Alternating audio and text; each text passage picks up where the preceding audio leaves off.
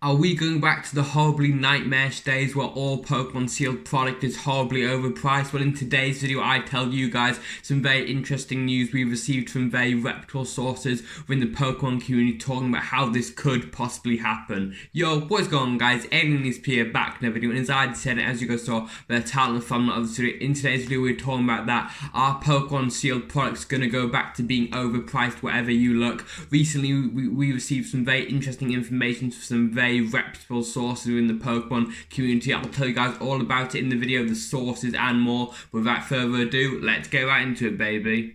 So recently, two very great sources within the Pokemon community over on YouTube, known as Danny Phantump and Cardinal Gaming. Great people, super nice to have them in the hobby. One, because, you know, they are just nice people, and two, they do own stores, whether that be brick and mortar or an online one, so they can provide us with a lot of information, which like normal people like me and you who don't unfortunately own a Pokemon business as great as that would be, can't get that. So this is very good, and they recently both gave some distributor information. In case you guys don't know how distributors work, I'll quickly explain. So the way product gets into mine and your hands and the shop's hands, essentially, the printers print it, obviously, give it to Pokemon Company International we're talking about here. The Pokemon Company International then gives it to distributors who then source it out to all of these shops placed under their area. For example, Asmodee, they do most of, if not all of Europe, etc, etc. So depending on where you live, you'll have a different distributor. I know all of my local game stores are supplied by the lovely people at Asmodee. Don't know any of them personally as much as I'd like to, but that is just how it works. And essentially the way it works is you give a number. So for example, if you want 10 cases of, I don't know, let's say Battle Styles was the latest set, and you want 10 cases of Battle Styles booster box, you can go say, I'd like 10 cases of Battle Styles booster box, that is 60 booster boxes. Let's say they go, sorry, can't give you that, we're going to give you 5 cases day one. That essentially means you have been allocated and there isn't enough stock to fulfill your order, the amount you'd like on day one anyway. Sometimes you are fortunate enough to get all the product you want eventually. With the harsh times we're in right now, for reasons which I don't think I need to explain, we can't unfortunately get all those products we would like in our hand, and this just isn't the case anymore. Not with product, you still can't get it all unfortunately, but the way distributors are working. So I mentioned that shops give them their number. So for example, if you're a huge shop, you'd want more cards, for example, than a shop which is a tiny one in the corner of a town, obviously because of your demand. But it's looking like you can't send in your requests anymore. So the way distributors it's looking to look like now would be like the distributor goes to you instead of you going to them and says, look, day one, this is all we can give you. Now, what's the problem with this? A lot of people may be like, oh, that's great, they're being straight up with you. You don't have to be sat there wondering like, oh, putting, you know, 10 cases, am I going to get all 10? Am I going to get 4, 6, 7, all 10? 0, who knows? But no, this causes a lot of issues. For example, pre-orders. A lot of websites have already stupidly, I must say, put up pre-orders before they know their allocation, and I really dislike this, and this is why I always wait to put in my pre-orders. If I was a shop, I would be hesitant to put in my pre-orders, especially at the harsh times we're having now, where you can't unfortunately get all the product you want. This makes it very difficult, because what if, I don't know, you put in a pre-order with a shop straight away, months in advance. Look at Evolving Skies. Let's say there was a shop, and for whatever reason, they started pre-orders when Evolving Skies was first announced. When was it first announced? June, maybe? I don't know.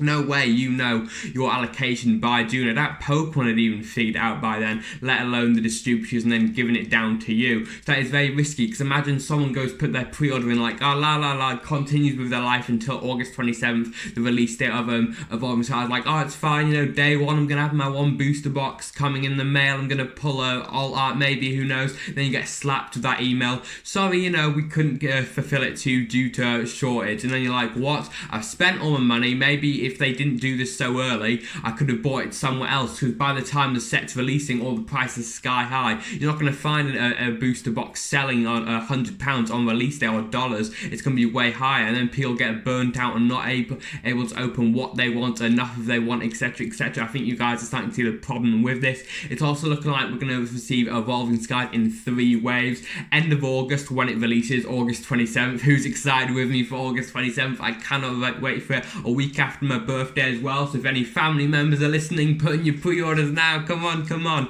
The other two waves looking to look like end of September, so not too long after its initial release. However, I do understand how annoying it can be waiting for a set. I know how that went with Shining Fates and Champions Path, let me tell you. And the final wave we know of so far, end of October. Do I think this is it? Do I think after the end of October, Pokemon like, nope, Evolving Skies go back up to the sky, the prices go back up to the moon? No, I don't think so. Evolving Skies, it's just got so many good things going for it. I do think this is actually the best standard set ever. I know I'm not the first person to say that. Cardinal Gaming also did mention it in his video. Make sure to check him out, as well as Danny Phantump. Can't believe I forgot to say that. These guys are incredible, and if you haven't heard of them, you need to. I mean, realistically, have you heard of me and not the greats such as them? They are fantastic people. You can check out their businesses if you want. I'm not affiliated with them or their channels or their businesses. They're not paying me to promote it, but you can always do it. They are great guys at the end of the day. Back to what I was saying, I do think we'll continue to see waves, and I don't think it will end straight after October. One super playable set, Rayquaza Vmax, looking to be a powerhouse card. Same with Duraludon Vmax. Umbreon Vmax looks decent. The ability is very good, especially paired with Gengar Vmax, which a lot of clever Japanese players geniusly thought of, and that combination, let me tell you, is a killer. Also, collectability. Who doesn't want the alt art to run, right? How many of you guys watching is going to open Evolving Skies not wanting to pull an alt art? Realistically, none. Exactly. And this set is going to be in rotation for 2 years, so till 2023. Do you really think Pokemon saw what happened with Roaring Skies and Shaman EX, so super expensive. Pokemon can that happen again. This set will be printed. You just have to be a bit more patient. I get you'll want to rip into the packs on day one. I always fall into that trap, but I do try to listen to my own advice, believe it or not, here and there. I do always try to wait it out, because realistically, when the reprints do hit, I do think we will see the price lower, especially with celebrations releasing in just less than a month and a half after the set. Hopefully, if you're really into the set like I am, we can see the demand shift. Yeah, Evolving Skies day one probably will be the hot topic. We see that with the set all the time. Battlestars chilling on day one were really hot. We've seen, that steam has blew off as the days have passed. So, day one, if Evolving Skies is looking like huge, everyone's into it, don't fear, don't be like, man, everyone's into the set, they're never going to leave it. One people will leave it, because celebrations, the same thing is going to happen, and then when the set after celebrations releases, everyone's going to move on to that, and then the next thing, and the next thing. That's just what people do. People don't really stick to their sets. There are a lot of people who's like, want the latest thing, cracking the packs, another thing's been announced, let me jump to that, etc. So I do think this is very interesting. Danny Phantump and Cardinal Gaming also did mention it's looking like there will be more product for Evolving Skies than we did see with Chilling Reign. Fantastic, more product. Why can we complain? That is only a plus for us, right? Unless you're a scalper, then. But however, Evolving Skies is going to have more demands. That kind of equals each other out. More people are going to be into it, but thankfully we are going to have more products, so hopefully that can balance each other out. It really will upset me if I see people on Twitter going like, oh, I can't get my Evolving Skies, I thought it was Shining Fates. That really did hurt me. It upsets me when I see that people can't get what they want. Especially day one, especially people who put their pre-orders in and then they don't get it day one. I know how it feels, don't worry, I get it's annoying.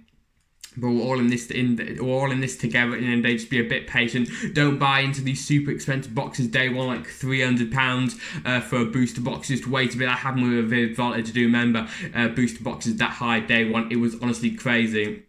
So when it comes to getting products, what can you expect? I would recommend, if you're going for your booster boxes, go to your LGS. I'll mention why in a minute. And if you're going for things like your ETB and your check lane blister, to your big box shops. So yeah, LGS don't really have like a big title name. They're just like your local game store at the end of the day. There isn't a huge brand for LGS that is worldwide. I guess you've got GameStop and EB Games. But is that really an LGS? That is a huge chain brand at the end of the day. And your big box shops, so you things like your Walmart, your Target. If you're in England like me, you've got Tesco, Aldi, etc. Now, why do we see this? Why do we see an increase of allocation for the booster boxes in your LGS, but an increase in allocation for your ETBs in the big box shops? Well, at the end of it, it comes to who realistically is more likely to spend the money there. What do I mean by this? Well, a booster box, 36 packs, retail price on a booster box is around £100, $100. Essentially, you're not going to see a family walk into your Target and be like, £100 a box of Pokemon cards, may just chuck it in the weekly shopping. No, it's a lot more. That's not really an impulse purchase at the end of the day. You're not going to randomly pick up a $100 box, are you? However, with stuff like an ETB, a tin, a check claim blister, you're more likely to do an impulse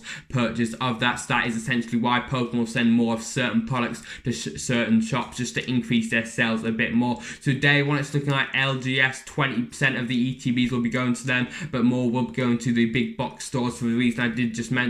Just the target audience, really, who's more likely to purchase it in certain locations. With wave 2 and 3 did just say they are coming end of September and end of October. It's looking like more will be coming for the ETBs to the LGS. If you're looking to purchase those beautiful, and I must say beautiful, Evolving Skies booster boxes like I am, just wait it out a bit if you're not fortunate enough to get it day one.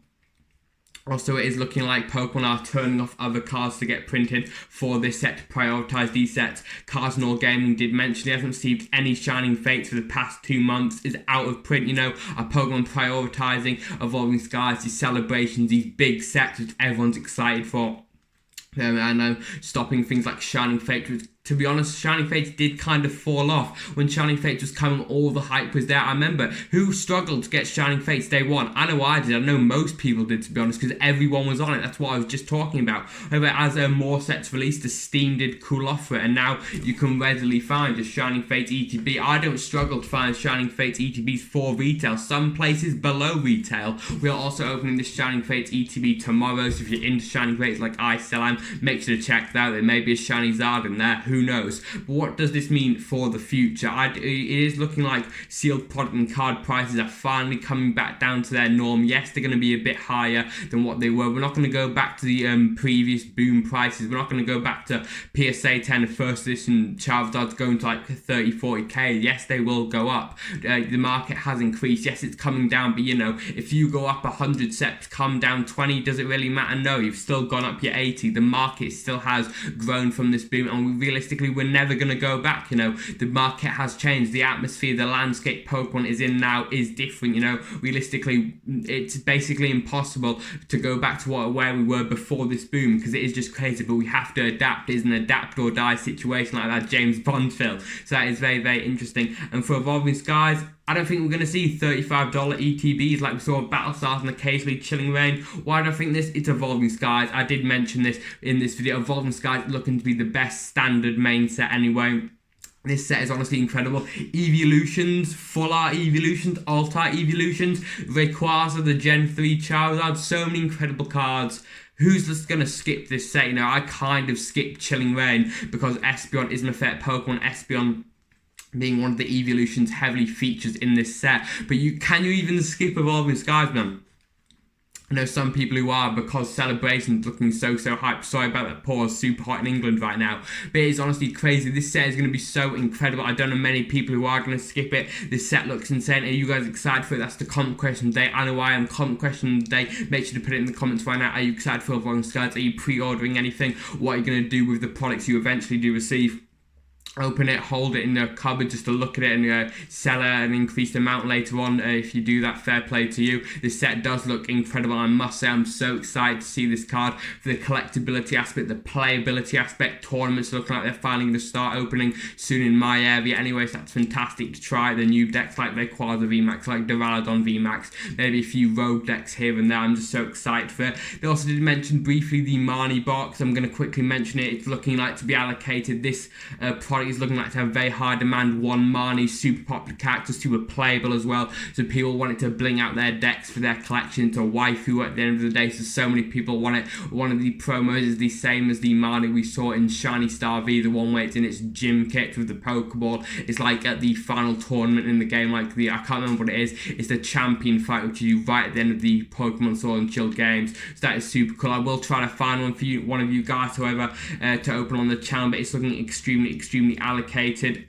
Are we even going to find this at retail? I think we're going to struggle, I'm not going to lie. This thing does look incredible, I must say, and I'm super excited for it to release and hopefully to open it for you guys. And I hope you guys can find it if you'd like to. But that's all for me in today's video. Make sure to answer comment question today. Make sure to come back tomorrow to see this Shining Fates ETB cracked open and possibly get a Zard. Who knows? It's just the luck, I guess.